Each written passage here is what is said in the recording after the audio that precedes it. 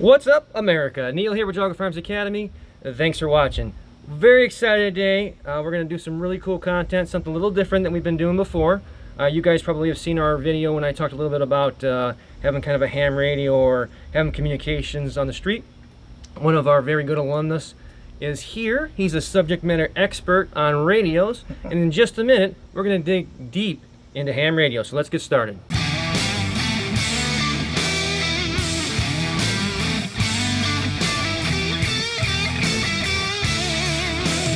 John, thanks for coming. Oh, so John is a subject matter expert. How many countries have you talked to on this apparatus here? About 127 countries. All right, so I assume all the states as well? All 50 states. So that's pretty incredible. From this radio experience, we can pretty much reach out and touch anybody we need to, right? Anybody that you have an antenna that you can get out to. And what if the cell phones are down? Does it still work? Oh yeah. Let's check it out. First off, the big question for myself and most of the viewers out there who want to get into this is, where do we, I mean, if I look at all this equipment, I mean, where do I start? I want to basically, you know, create a neighborhood community, if you will, a safety net, and start to reach out and expand my horizon. So how does that begin? Well, if you're looking to just get started off with radio communication for the neighborhood, GMRS radios, family radio, FMRS radios are fantastic for that. They're short range, you don't need a license for them anymore, and they're multi-channeled, and they usually have enough power to get around the neighborhood. So these are a good way to start into neighborhood type communications. Now when you say short range, what are we talking? Well, the literature on the radios will tell you 40 miles. That's a joke. Okay. 40 miles, if you're out on a totally flat ocean, that's your horizon. They may get there. Okay. Maybe. Right. Typically, if you run these on high power, in good terrain, you'll get 1 or 2 miles out of them, sometimes 3 miles. Okay. Not a whole lot more. If you're in hilly country and you're on the opposite side of the hill, you won't get any communication at all. These are direct line of sight. If you don't have line of sight, you're not going to have communications. Perfect. So this would be something you would pick up at a big box, a Dick's, outdoor store, whatever the case is. So is there kind of a next step up from this, but still kind of readily available? Yeah, the next step up is the Bofang radios. You can get them on Amazon for about $25 a piece. They go up to 5 watts of power. However, to use these on amateur radio frequencies, you do need an amateur radio license. These can also be programmed for the GMRS frequencies, FRS frequencies, and MERS frequencies. So you can go in with software. You mentioned Chirp earlier. Chirp's a good way to program these. Plug it into your computer and do the stuff on your screen and load it into the radio. It's a lot easier than sitting there typing up and down on the menus with these things. So my limited experience, just so you guys know, Chirp is it's an open source software that you can download for free. Mm-hmm. And it looks pretty rudimental compared to most software programs you're going to see. It's what it is. It does what it's supposed to do. Kind of looks like, if I had to equate it to almost an Excel looking type of deal. Almost. Pretty close. And you can take, this is my, this is it. This is this guy, and I have this Bofang as well. This is actually connected to my neighborhood, and we have about a certain number of people, I guess I should say, on this network that if I keyed up right now, somebody would probably respond. And we use that in case of emergencies and things of that nature. And then we got, this is kind of my next step up radio here with a little bit better antenna, which probably doesn't mean much. But I did get Chirp and downloaded it, and so that's readily available. So you mentioned a license. Yes. So if you spend any time on the internet, there's kind of a little controversy there. Do we need it? Do we not need it? What's your part of that? Well, if you want to transmit on ham radio frequencies, you need an amateur radio license. Okay. And the Amateur Radio Relay League, ARRL, governs the licensing and testing of amateur radio people. They have a website you can go to. It's a good idea to get a license. You'll get a call sign with your license. And like Screaming Eagle 1000? Nope. The licensing and the call sign is dependent upon the area that you live in. Okay. The country code is usually the first 2 letters in your call sign. Those designate, like my first 2 is Kilo Echo, KE, and that says that it's a USA call sign. The letter or the number in the call sign designates the area inside the country that it was assigned to. I am 8, we live in 8 land here. There's 0 through 9 in the United States for that. And then the last 3 letters in your call sign are just randomized by the FCC. They take whatever's next in order. So all right. Now I you gotta understand have one. that test, by the way, is public. Like there's a pool of 400 questions, give or take, Yeah. and they're all public knowledge, and it's a good idea to get those to study for those. Yeah. Yeah, they sell license books, study books that you can actually get, and they go over all the information you need to know for the exam. Okay. They go over all the questions, and then they go over all the answers, so you know what the question is and how to answer it. How hard is this test? The first test is not very hard. All right, and that would be called a technician's? Technician's test is the first one. It's 35 questions, multiple choice, and it's taken from a very large pool of questions. And you can take the test multiple times in the same day. If you don't pass it or you miss 1 or 2 and it puts you below the pass line, you can retake it as long as there's time available for the guys that are giving the test. I'm going to go really early so I have enough time. Now you can take all 3 licenses. There's technician, there's general, there's extra class. You can take all 3 licenses in the same day. And if you pass all 3 of them in the same day, you will walk out of the room as an extra class licensee. Sounds like a plan. Yeah. Let's say I want to get in this. Maybe I don't want to take the test yet. Is there a legal way for me to connect to repeaters and whatnot and just listen to communicate, just to get comfortable, not transmit, but just listen to that? Absolutely. Okay. Anybody can listen. It's free to listen. You're just not allowed to keep the microphone. Okay. You can take these radios, program them for the local repeaters, and listen all you want. Before I got my license, I got this radio right here. I had a 7-foot outside antenna in my living room, and I tied this to it, and I sat in my living room listening to communications from Parma, Ohio. And I thought that was really cool because that's quite a ways from my For house. folks that don't know that, how far would that be mileage, like just rough from where you live to Parma? 40 miles. Okay, wow, that's pretty amazing. Yeah. Okay. So it's a long way off, but you can listen as much as you want. You're just not allowed to key up until you have your license. There's 3 classes, so we have a technician's, a general, and an amateur. Extra class. Okay, extra class. What's the breakdown here? Like, what am I getting for level 1 or 2 or whatever the case is? Well, technician's level is your entry level for the exams and licensing. Okay. It grants you privileges on certain bands. Each license class gives you more and more privileges and more bandwidth to play with. The technician's class will get you on the 2-meter band, let you talk on repeaters, VHF, UHF frequencies, and some of the HF frequencies. 10 meters, you get some privileges on that. Let me stop you for a second. So 2 meter, you said I could connect to a repeater. So Yes. And I'll just do my layman's terms. You can clear it up. But basically, a repeater is a really powerful transmitter receiver type tower where I can connect to it and it boosts my signal essentially, right? Yeah. Almost like a Wi-Fi booster, if you will, right? So I can reach out beyond the distance of simplex from point 1 to point 2, right? Yeah. That makes pretty Yes, sir. pretty close.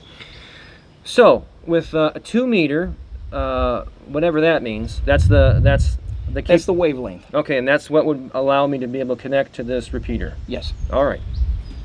Okay. So technician license, we can do that. So what do I get by going to a general license? What's the limitations? Like what would make someone say, you know what, I want to get my general license? Well, to get the general license, you will get privileges on all the HF bands, and HF just means high frequency bands, Okay. and that runs the 160 meter band all the way up to the highest frequencies that you're allowed to work for amateur radio. Okay. The only limitation is on some of the bands, they've shortened the width of the band that you can actually work in. Once you get the extra class, you get everything. But most of the people out there stay in the general portion of the band anyway. So Okay. you don't gain a whole lot more by getting the extra class. It's more of a prestigious thing. You gain some knowledge, you get a little bit more bandwidth out of it. So if you did step up to level 2, you can communicate with the farthest distance. Get around the world. Perfect. That's what I want to know. Got stuff here that looks pretty advanced from my perspective because this is about as advanced as I've gotten so far. So this guy is called, what is this called? It's a quad band radio. All right, what would you, just so the general viewers know, if I were to purchase this, regardless of the brand or whatever, generally what would this cost? They're about $300. Okay, now you got this big daddy here, which looks like a lot of stuff on there. What is this radio? This is an HF radio. Okay. It covers 160 meters through 6 meters. So it has more capability than this? Well, it's different bands. Okay. This is higher frequency bands, this is the lower frequency bands. Okay. This is limited to 50 watts, this has 100 watts. Okay, so twice as powerful in a sense. Twice as powerful in a sense. And what yeah. would something like this run? This runs about $1,000 right now. right. You can find it on sale. You can find them used in the $800 range sometimes. But this is a very popular radio. Well, let me ask you a question. For this $300 range here, this is where I stepped up to. Could I connect to a repeater and talk to pretty much anyone in my county? Yes. Is that reasonable? Absolutely. Okay. All right. Absolutely. And would that be possible with just a handheld, or would I have to go to something like this? You can use handhelds. Wow. All right. Handhelds get into repeaters as long as you're within, 5-10 miles. If you got a good antenna, you can get into repeaters. And it also depends on how high the antenna is on the repeater.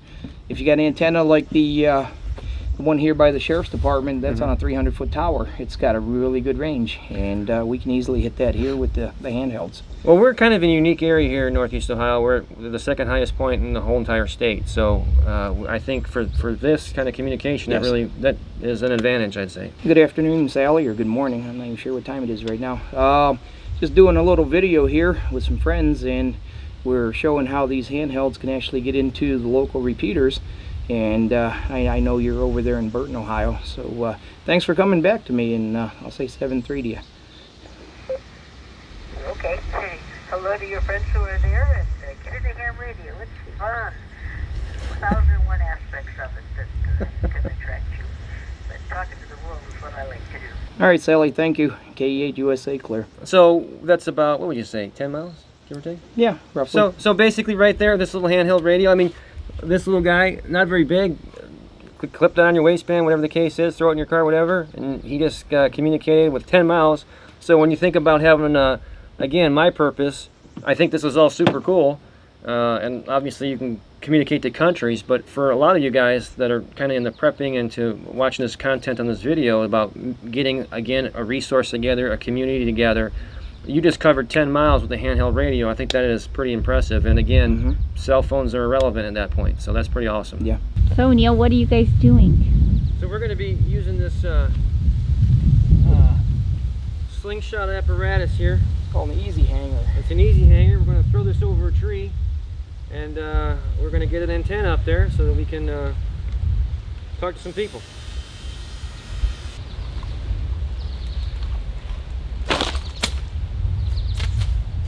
Shortchanged myself. I think we got that one. Gotta go get the antenna and tie it to that. And we'll pull it up over the tree. Pretty slick. We'll tie the other end off to something over there. And we're on the air. All right, I'm gonna feed that and I'll pull it up over the tree. Alrighty.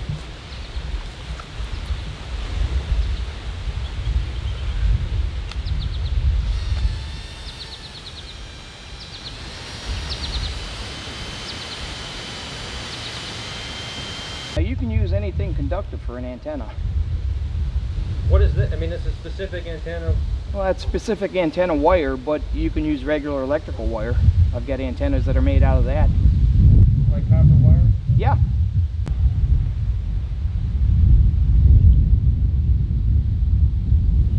So here's what's crazy. John's been here less than an hour, and that's including us BSing and talking and filming and all this stuff and making this video. And in that short amount of time, we've set up this elaborate, well, it's probably very simple, but to me it's pretty elaborate. You'll see here where we shot that, basically that antenna up into a tree. We drug it over to my porch here, and it's connected to some other crazy looking antenna that John made. But here's the coolest part about all this, right? In less that hour of time, we're going to probably do some cool communication here, and there is not a single plug anywhere. This is all done by battery, It's huh? all run on the battery. And where did that battery come from? The battery's homemade. It's a lithium polymer battery. Maximum voltage 16.8. The radios don't like that voltage, so I only charge it to 16 volts. It's got 55 amp hours, 1300 watt hours. So like a gel battery, or how'd you make that? There's a online place called can't even remember the name of the company now. Don'tBlowYourselfUp.com. No, they buy used or abandoned batteries that corporations had in storage and never used. Huh. They buy them and then they resell them to the public Wow. at like a third of the price you'd pay for a new battery. What does something like that cost you to make? The batteries themselves cost me $130. Okay. The housing I made on my 3D printer, and that was probably another $25, and I probably got another $20 in circuitry and meters and switches and plugs and stuff. What would you guess? I mean, I know I'm not gonna hold you, but what would you guess if you bought that brand new something like that? $400. Yeah, wow, that's pretty crazy. All right, Yeah, cool. they're very expensive if you buy them from a company already pre-made. But you can make them yourself. Plenty of videos on YouTube on how to put battery packs together. Standard batteries are made with 18650 lithium-ion cells, and you can find those for sometimes 75 cents a cell. So you can make some pretty big batteries with them. What, with the setup right now, what's the estimated range? I mean, what would you say? How far can we reach out, realistically? It's going to depend on the band conditions for the day. Okay. What's a low end? A low end, well, you won't get out of the state. That's still pretty crazy, though. On the high end, if we had good band conditions with this setup, we could probably get to Europe pretty easily. Wow. South America. Most of that occurs in the evening. That's when amazing. band conditions open in those directions. So Well, let's see. I'm gonna start talking to you. Ready? now this is what they call an SDR radio, software-defined radio. Okay. It doesn't really have radio components in it. It's All a right. computer. Okay. The only thing, when the signal comes into the back, it's converted instantly to digital. It comes in analog, goes into the radio, gets converted to digital. Everything that happens inside the radio is done digitally. And then when you talk on it, it does the same thing. It does all the processing digitally, Okay. and then converts it to an analog out to the antenna. Interesting. So this is what they call an SDR. There's a lot of companies coming out with these now. Okay. And they keep the prices down, and they give you a whole lot of features as opposed to, regular old-fashioned big transistor Gotcha. analog radios. Contact some aliens out there. Working on it. Well, if you get some aliens, you give them your address, not mine. Okay, I get the first one, you get the second one. So these guys right now could be anywhere in the United States. One guy is in Nine Land, which is probably in Illinois, and the other guy is in Four Land, which is down in Kentucky. Not quite as old as you are, though. Well, it don't help any to turn 80, I'll tell you that. He's 80. Now, the way this works, say I wanted to get on and just make general contacts with anybody out there, I would dial into a frequency that looks to be clear. I'll get on the radio, give my call sign, and ask, is this frequency in use? Because a lot of times, two people may be talking on a frequency, you can only hear one of them. Okay. You can't hear the other one. If the other one's talking, you don't know anybody's on that frequency. So it's always polite when you get on there, you ask, is this frequency in use? Is this frequency in use? Give your call sign. Do that a couple times. If nobody comes back, frequency is yours. So say I get on the radio, I start calling out. It's calling CQ. Okay. It's calling any station out there. Gotcha. I'll call CQ, CQ, CQ, give my call sign a couple times. Somebody will come back to me and give me their call sign. And that's what this lady here is doing right now. She's taking callers. Ham radio is mostly male. Okay. When a female gets on the radio, it draws a lot of flies. Okay. It's just the way it is. So when a lady gets on the radio, you'll get guys lined up to talk to them. So that's what's happening. Kilo Echo 8, Uniform Sierra Alpha.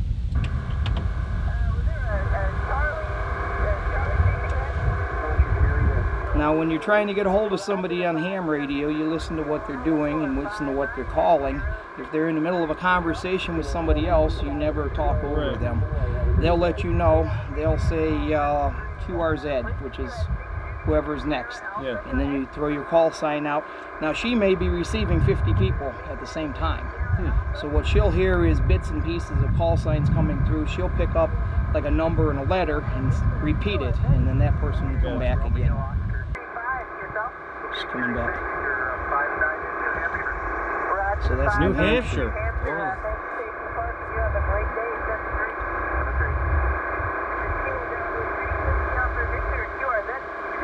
Kilo Echo 8, Uniform Sierra Alpha. 5 and 5 Central Maryland. And sounds like your battery operation is working just great. KE8 USA, anything else you want? Roger, thanks for the report. You are 5x8 to 5x9 here in Northeast Ohio. Just running an antenna probably 25 feet off the ground, so it's definitely getting out your way. Thanks for the comeback, KE8 USA, be clear. That's pretty cool. So that's Maryland. So that's Maryland. Wow. Yeah. So basically, we threw a rope in a tree and we're talking to Maryland. That's incredible. That's really incredible, actually. Now, one of the things you can do for ham radio that a lot of people don't take, everybody thinks ham radio long distance, but it is the most reliable short range communication available. The 40 meter band, 60 meter band, and 80 meter band are used for what they call NVIS communication, near vertical incident skywave. Okay. And you place the antenna closer to the ground so that the signal reflects off the ground and goes straight up and then bounces back down.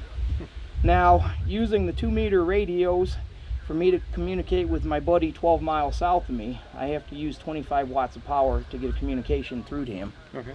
Using the 60 meter band on this, I can do it on 5 watts of power.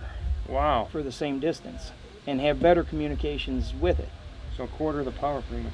Yeah, because I'm bouncing off the ionosphere and coming back down. I don't have all this stuff behind us in the way. Right. Where 2 meter is line of sight, it's got to go through everything that's between you and who you're talking to.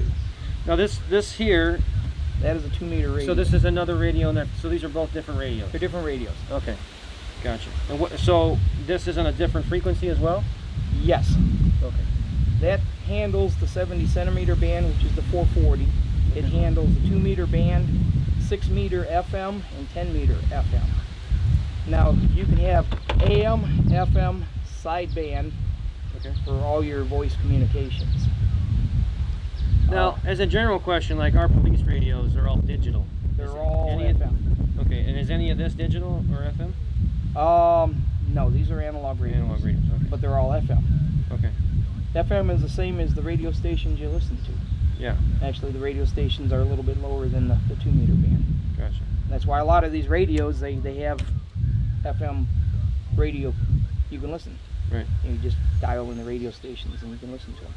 So if we knew the frequency for my police radio, is it possible, I mean, legalities aside, I'm saying, is it possible that you could get on and communicate?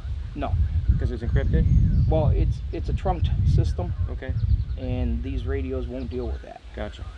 It's even hard for regular scanners to pick it up. You got to have a scanner that can handle a trunked system like that. Okay. But if you do, yeah, you can listen in. It's hard to communicate back. To talking to a guy in Maryland on this, that's what, 500 miles, 600 miles? Yeah, at least. That's incredible. Not very far.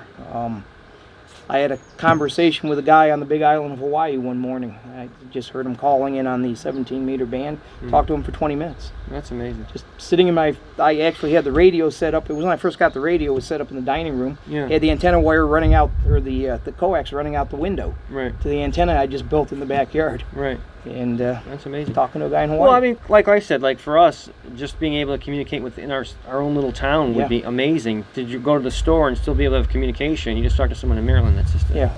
Now, would a technician's license cover everything we just did? No. Okay. Technician's license does not cover the HF bands. Okay. General license does. Gotcha. That's another 30 question exam. Yeah. Not much harder, and a lot of the stuff that was on the tech questions seems to be on the general question. We just did a pretty cool test there. We reached all the way out to Maryland, which is pretty amazing since we basically threw a rope in a tree, and it was pretty clear. So that's fascinating. So outside of that, is there anything you want to tell folks that are potentially getting into this, for whether it be for prepping or for a hobby or whatever the case is? Well, ham radio is a lot of fun. If you like communicating with people, if you like playing with gadgets, I mean, there's an endless supply of gadgets for ham radio, so you'll never be bored with that. You can also connect your ham radio to your computer and do digital modes through the laptop into the computer. That's quite common these days, and they keep inventing new stuff that you can use. So it's endless. It goes as far as you want to go with ham radio. If you like gadgets, this is the place. If you like talking to people, this is the place. If you're looking at rock solid communications, if stuff goes sideways, this is where you want to be, because everybody that's worth talking to when the grid goes down is going to be on ham radio somewhere. So it's definitely something you should learn if you're a prepper and looking for communications capabilities for your neighborhood, or even across town to other people on the other side of whatever. This is where you have to be. And there's like little competitions like fox hunts and stuff where they try to find signals. Yes, and there stuff is. like that, right? And then they have contests on the radios, and usually it's to see who can make the most contacts in a weekend. And there'll be, like, we just had the ARRL field day here in the United States, and we've had hundreds of thousands of ham radio operators on the air on the same weekend. And my brother-in-law came over, first time on the radio. He sat down. Between Saturday and Sunday, he made 90 contacts. Wow. And we went from California all the way out to Maine. I even talked to a guy over in Europe that day. Amazing. John, we covered a lot of stuff today. I mean, in a very short period of time, we made quite a few contacts and quite a few long distance, to me, long distance. I mean, 500 miles, with not, it seemed pretty straightforward. So I appreciate all that. I appreciate you coming out here and taking your time to teach all of us about this ham radio experience. It seems like it's pretty unlimited in its capabilities, so to speak. I mean, there's multiple levels you can get to. So I really appreciate you doing that for everybody, and they all appreciate that as well. You guys know where to find us. Hopefully you guys love this video. As always, give us a thumbs up and subscribe if you haven't already. Obviously, we're here on YouTube, we're on Facebook, Twitter, and we put all our A-list content on Patreon. Until next time, remember, it's always better to be judged by 12 than carried by 6.